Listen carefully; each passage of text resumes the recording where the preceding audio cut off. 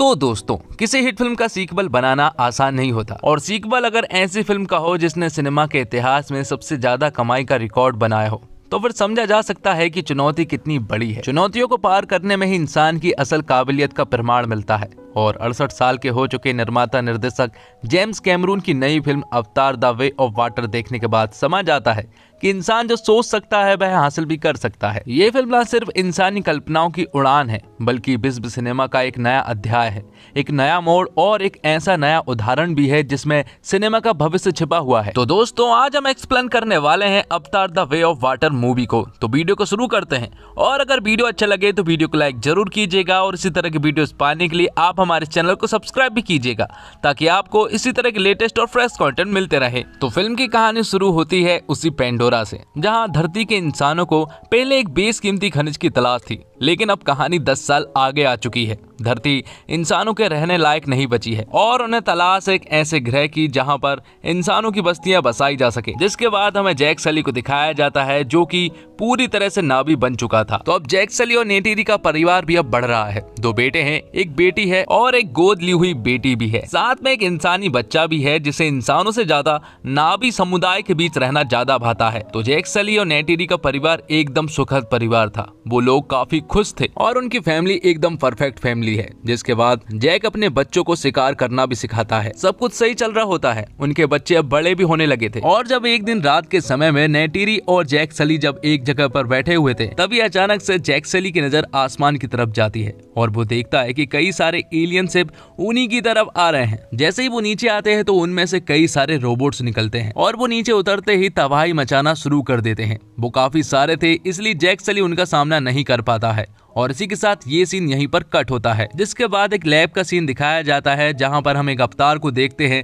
जो कि कई सालों से सो रहा था, लेकिन अचानक से उसे होश आने लगता है, और उठते ही वो उत्पात मचाना भी शुरू कर देता है। जिससे कि हमें पता चलता है कि ये आदमी कोई और नहीं बल्कि कर्नल है, जिसे 10 साल पहले जैक सली ने मार दिया था। लेकिन अब वो फिर से जाग चुका है और पूरी तरह से नावी बन चुका है। साथ ही उसे पुरानी कर्नल की सारी याददाश्त भी वापस मिल चुकी है, और अब उसका सिर्फ एक ही मकसद है कि किसी भी हालत में जैक सली से बदला लेना है और उसे जान से मारना है। जिसमें कि कई सारे मेजर और इंसानी लोग उसका साथ भी देते हैं। जिसके बाद कर्नल प्लानिंग करता है कि जिस जगह पर जैक सली ने उसे मारा था, वो लोग उसी जगह पर जाएंगे और जैक सली को मार गिराएंगे। तो अब वो लोग उसी जगह पर पहुंच जाते हैं और छानबीन करना शुरू कर देते हैं, लेकिन अभी तक तो उन्हें कोई भी नहीं मिला था। तो जिस जगह पर कर्नल के लोग छानबीन कर रहे हैं, उसी जगह से थोड़ी दूरी पर जैक सली के चारों बच्चे यहाँ पर मटर गश्ती कर रहे होते हैं। वो इस जंगल को घूम रहे थे और मस्ती भी कर रहे थे। जिसके बाद कर्नल और उसकी पूरी टीम उस जगह पर पहुंच जाती है जहां पर जैक सली ने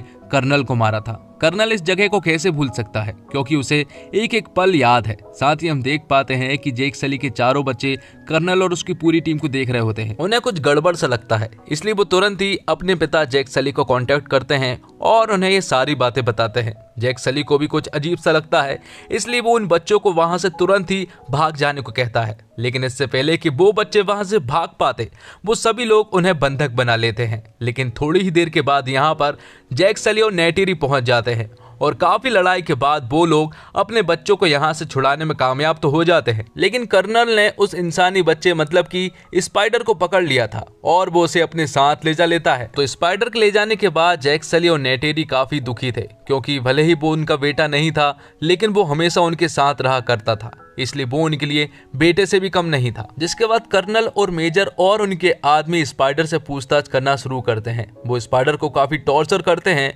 और उनसे जैक सली और उन लोगों के पते के बारे में पूछते हैं, लेकिन स्पाइडर उन्हें कुछ भी नहीं बताता है। जिसके बाद कर्नल अकेले ही स्पाइडर से पूछताछ करने के लिए जाता है, और यहाँ पर हमें पता चलता है कि दरअसल स्पाइडर कर्नल का ही बेटा है। दूसरी तरफ जैक सली को बहुत अच्छे से मालूम चल चुका था कि कर्नल उसके पीछे है, इसलिए वो अपनी सरदारगिरी को छोड़ देता है और अपनी सरदारगिरी किसी और को सौंप देता है, और फिर वो अपनी पूरी फैमिली को लेकर यहाँ से हमेशा हमेशा के लिए चला जाता है। अब जैक सली को एक ऐसी जगह की तलाश थी जहाँ पर वो अपनी फैमिली के साथ सुखी से जिंदगी बसर कर सके। जिसके बाद वो लोग मैटकायना समुदाय के टोनाबारी के पास शरण लेने के लिए जाते हैं, जो कि दिखने में तो थोड़े थोड़े उन्हीं की तरह थे, लेकिन वो काफी तेज भी थे। साथ ही वो लोग सिर्फ समुद्र और तटीय क्षेत्र पर निवास करते थे, लेकिन जैक सली के पूरा का पूरा परिवार जंगलों में निवास करता है, इसलिए पानी में तो वो रह ही नहीं सकते थे। इसके बावजूद जैक सली उन्हें यहाँ पर शरण देने के लिए कहता है, लेकिन यहाँ पर सरदार की पत्नी उनसे कहती है कि वो लोग कमजोर है, वो हमारे साथ नहीं रह सकते क्योंकि हम लोग समुद्र में निवास करते हैं और तुम लोग जंगलों में, तो तुम लोग हमारे साथ रह ही नहीं सकते। तुम्हें हमारे साथ रहने के लिए काफी कुछ सीखना पड़ेगा।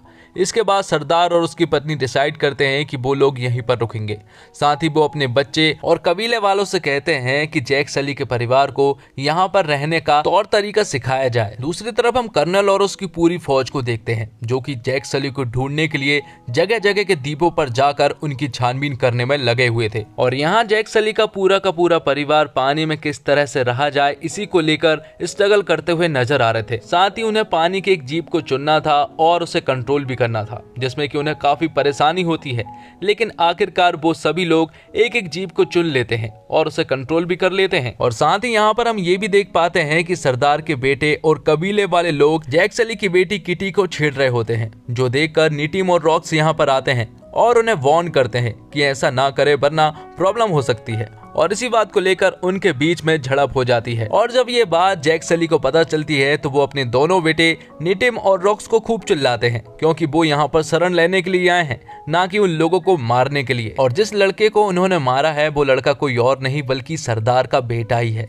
इसलिए जैक सली तुरंत ही रॉक्स को उनसे माफी मांगने के लिए कहता है। इसलिए रॉक्स उनके पास जाता है और उनसे माफी मांगता है, लेकिन यहाँ पर सरदार का बेटा रॉक्स को माफ तो कर देता है, पर वो उसे अपने साथ शिकार पर भी ले जाने लगता है। तो रॉक्स भी उनके साथ चला जाता है, लेकिन अचानक ही वो लोग रॉक्स को चकमा देकर वहां से चले जाते हैं। और फिर थोड़ी देर के बाद यहाँ पर एक विशालकाय व्हेल आती है जो कि रॉक्स के ऊपर अटैक कर देती है। और जब वो रॉक्स को मारने ही वाली होती है कि तभी अचानक से एक विशालकाय व्हेल और आ जाती है और वो दूसरी विशालकाय व्हेल को मार गिराती है। अब रॉक्स तो बेहोश हो चुका था, लेकिन जब उसे होश आता है तो वो खुद को उसी विशालकाय व्हेल पर पाता है जिसने कि उसकी जान बचाई थी। वो व्हेल दिखने में काफी डेंजर थी और साथ ही यहाँ पर रॉक्स उससे बात करने की कोशिश करता है। यहाँ पर रॉक्स जब उससे बात कर रहा होता है तो वो व्हेल उसकी सारी बात समझ रही थी, लेकिन रॉक्स उसकी कोई भी बात नहीं समझ पा रहा था। साथ ही वो देखता है कि उसके पंख पर एक बहुत बड़ा सरिया भी लगा हुआ था, जिसे कि वो आसानी से निकाल देता है और फिर वो दोनों बहुत अच्छे दोस्त बन जाते हैं। दरअसल इन व्हेल को टूनकूल कहते हैं। अब रात को काफी देर के बाद जब रॉक्स अपने घर पहुंचता है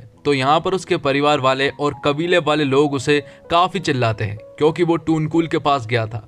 लेकिन यहाँ पर जब वो उन्हें बताता है कि उसका एक पंख कटा हुआ था, तो ये सुनने के बाद कबीले वाले लोग तुरंत ही रॉक्स से कहते हैं कि आज के बाद वहां पर कभी मत जाना, क्योंकि वो पायकान है। दरअसल पायकान के ऊपर आरोप है कि उसने कई सारे नावियों को मारा था और वो काफी डेंजर भी है, इसलिए वो उन्हें उनसे दूर रहने को कहता है। लेकिन रॉक्स उनसे कहता है कि ऐसा नहीं है, पायकान बहुत अच्छा है, क्योंकि वो तो अब उसका दोस्त भी बन चुका है। लेकिन फिर भी वो लोग उनसे दूर रहने को कहते हैं। जिसके बाद हम देखते हैं कि कर्नल अब तटीय क्षेत्रों की तलाशी करने के लिए निकल पड़ा था, जिसमें कि उसका साथ एक आदमी भी दे रहा था जो कि समुद्री क्षेत्रों को काफी अच्छे तरीके से जानता है। इसलिए जैक सली को ढूंढने के लिए अब वो तटीय क्षेत्रों की तलाशी करने के लिए निकल पड़े थे। उन्हें एक कबीला भी मिलता है, जिसमें जब वो जैक सली के बारे में पूछते हैं तो वो लोग साफ मना कर देते हैं कि उन्हें कुछ भी नहीं मालूम है। लेकिन यहाँ पर कर्नल को ऐसा लग रहा था कि शायद उन्हें मालूम हो, लेकिन वो बता नहीं रहे हैं, इसलिए कर्नल पूरे के पूरे कबीले में आग लगा देता है। और जब ये बात मोटकायना के सरदार को पता चलती है तो वो ये बात तुरंत ही जैक सली को बताता है कि कर्नल नजदीक आ चुका है और उसने हमारे समुदाय वाले लोगों से पूछताछ भी की है, साथ ही उसने कबीले में आग भी लगा दी है। जिसके बाद रॉक्स फिर से पायकान के पास जाता है और यहाँ पर पायकान रॉक्स को कुछ ऐसे दृश्य दिखाता है जिससे कि रॉक्स को ये बात मालूम चल चुकी थी कि पायकान कोई कातिल नहीं है, बल्कि वो बहुत अच्छा है और उसका हमेशा दोस्त बनकर रहेगा। जिसके बाद हम देखते हैं कि कर्नल और उसके साथी समुद्र में आ चुके थे और वो यहाँ पर दरअसल में टूनकूल को पकड़ने के लिए आए थे। दरअसल टूनकूल के अंदर एक ऐसी चीज है जिससे कि इंसानों की शक्तियों को और उनके जीवन को बढ़ाया जा सकता है, इसलिए वो तुरंत ही समुद्र में आकर ये प्रक्रिया शुरू करते हैं और टूनकूल को पकड़ने में कामयाब भी हो जाते हैं। वो एक बहुत बड़े टूनकूल को पकड़ते हैं और उसकी जांच करने में लग जाते हैं। वो उस टूनकूल के सारे जरूरी अवशेषों को निकाल लेते हैं और उसे समुद्र में छोड़ देते हैं। जिसके बाद जब ये बात कबीले वालों को पता चलती है तो वो लोग आग बबूले हो जाते हैं और उन्हें काफी दुख भी होता है, क्योंकि ये उनके साथ के जीव थे। जो कर्नल ने किया इसके लिए कबीले वाले भड़क उठते हैं और वो जंग पर उतारू हो जाते हैं। लेकिन जैक सली उन्हें समझाने की कोशिश करता है कि वो लोग हथियार से लैस हैं। उनके पास कई तरह के टेक्नोलॉजी वाले हथियार हैं जो कि इस जंग को आसानी से खत्म कर सकते हैं। हमारे लिए अभी जंग इम्पोर्टेंट नहीं है, बल्कि हमारे लिए अभी सिर्फ टूनकूल इम्पोर्टेंट है। हमें उन्हें किस तरह से बचाया जा सके, हमें सिर्फ इन्हीं बारे में सोचना है। जब ये बात रॉक्स को पता चलती है कि टूनकूल की जान खतरे में है, तो उसे ऐसा लगता है कि कहीं ना कहीं पाइकान की जान भी खतरे में होगी।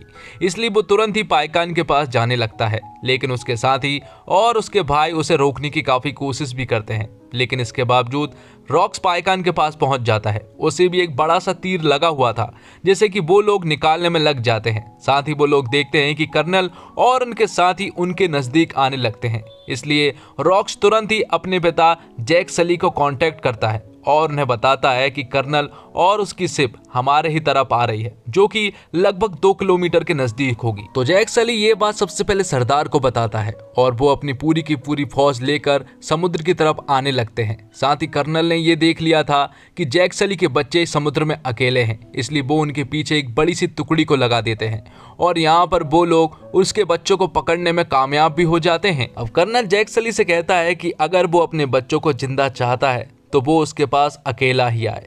अब क्योंकि जैक सली के पास कोई और रास्ता नहीं था, इसलिए वो अकेला ही उसके पास जाने लगता है। और जैक सली जब उसके पास जा ही रहा होता है कि तभी हम यहाँ पर पाइकान को देखते हैं, जो कि शिप के ऊपर अटैक कर देता है और यहाँ के कई सारे लोगों को वो अकेला ही मार गिराता है। और इसी चीज का फायदा उठाकर जैक सली और उसकी पूरी की पूरी फौज शिप के ऊपर अटैक कर देती है, जिसके बाद जैक सली अपने बच्चों को बचाकर यहाँ से ले जाने लगता है। लेकिन रॉक्स और नेटीरी कहते हैं कि उन्हें स्पाइडर को भी बचाना है, जो कि शिप के अंदर मौजूद है। इसलिए वो लोग शिप के अंदर स्पाइडर को बचाने के लिए जाने लगते हैं। आगे जाने के बाद वो स्पाइडर को भी आसानी से वहां से बचा लेते हैं, लेकिन इसी झड़प में नेटीरी को गोली लग जाती है और वो काफी जख्मी भी हो गया था, जिसके बाद उसे अपनी फैमिली के पास ले जाया जाता है, जहां पर कि उसका अंतिम वक्त था और वो अपनी फैमिली के साथ ही अपनी आखिरी सांसें गिनता है। उसे इस तरह मरता हुआ देखकर नेटीरी और जैक सली का दिमाग खराब हो जाता है और वो अब उनसे बदला लेने का डिसाइड करते हैं। वो तुरंत ही शिप में जाते हैं, जहां पर किटी अभी भी कर्नल के द्वारा बंधक थी। तब नेटीरी और जैक सली शिप में पहुंचते हैं और उन्हें खूंखार तरीके से चुन चुन के मारने लगते हैं। और काफी लड़ाई झगड़े के बाद जैक सली ने अपनी बेटी किटी को बचा लिया था, लेकिन आखिर में जब वो लोग जा रहे थे तो यहाँ पर कर्नल उन्हें उकसाता है कि बचकर यहाँ से चले तो जाओगे, लेकिन वो अभी भी जिंदा है और वो उन्हें कभी भी नहीं छोड़ेगा। तब कर्नल और जैक सली के बीच में भी एक जोरदार लड़ाई होती है। साथ ही ये शिप जल्द ही डूबने वाली थी, क्योंकि इस शिप में बहुत ही तेजी से पानी भरा रहा था, जिससे कि आखिर में जैक सली कर्नल को मार गिराता है। और यहाँ पर नेटीरी और उसके बच्चे पानी में किसी तरह से बचने के लिए स्ट्रगल करते हुए नजर आ रहे थे, लेकिन आखिर में जैक सली की पूरी फैमिली आसानी से बच जाती है। साथ ही हम देखते हैं कि स्पाइडर ने अपने पिता मतलब कि कर्नल को भी बचा लिया था और उसे एक किनारे पर लेकर आ गया था, जिसके बाद स्पाइडर वापस चला जाता है, क्योंकि उसे अपने पिता के साथ नहीं बल्कि जैक सली और उसकी फैमिली के साथ रहना था। आखिर में हम देखते हैं कि कबीले वाले लोग और जैक सली की पूरी फैमिली नीटीम को श्रद्धांजलि देते हैं और उसे पानी के अंदर दफनाते हैं, जहां पर कि कबीले वाले लोगों के पूर्वज को दफनाया जाता है। फिर जैक सली सरदार से कहता है कि वो नहीं चाहता है कि उनके ऊपर कोई और आ जाए, इसलिए वो इस कबीले को छोड़कर हमेशा के लिए जा रहे हैं। लेकिन यहाँ पर सरदार उनसे कहता है कि अब ये कबीला उनका भी है, क्योंकि नेटीम अब उनके पूर्वजों के पास चला गया है। और इसी के साथ ये फिल्म यहीं पर खत्म हो जाती है। तो दोस्तों, अगर आप इस फिल्म को पूरा देखना चाहते हैं तो डिस्क्रिप्शन बॉक्स के दिए हुए लिंक पर क्लिक करें और इस फिल्म को आसानी से वॉच करें। उस वेबसाइट का नाम है moviesdekhe.com। तो दोस्तों, उम्मीद करता हूँ आपको ये वीडियो पसंद आई होगी। वीडियो पसंद आई हो तो वीडियो को लाइक जरूर कीजिएगा, और अगर आप हमारे चैनल के साथ जुड़ना चाहते हैं तो आज ही हमारे चैनल को सब्सक्राइब कीजिए, ताकि आपको इसी तरह के लेटेस्ट और फ्रेश कंटेंट ढूंढने के लिए इधर उधर ना जाना पड़े। धन्यवाद। जय हिंद, जय भारत, जय श्री राम।